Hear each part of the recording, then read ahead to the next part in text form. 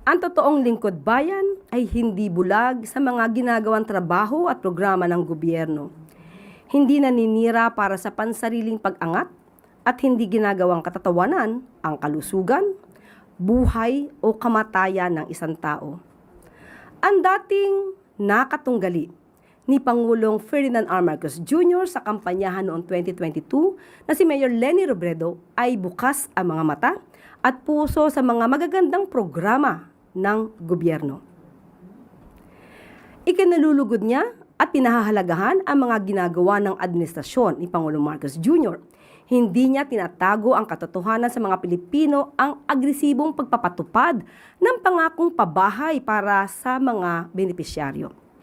Ibinahagi niya rin na hindi nakikita noon ang national government na ganito ka-agresibo sa mga proyekto para sa tao at ang budget for housing ay nagagamit ng husto at tama.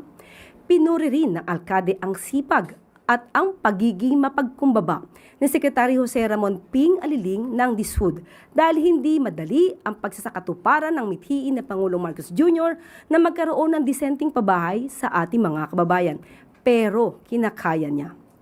Ang dating katunggali ay nakikita ang sipag at dedikasyon ng Pangulo at ng mga miyembro ng gabinete sa paglilingkod sa bayan.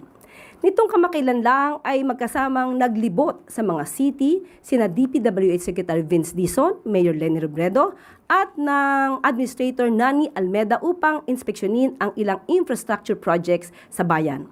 Walang hatakan pababa o siraan, kundi puspusang trabaho lang para sa bayan.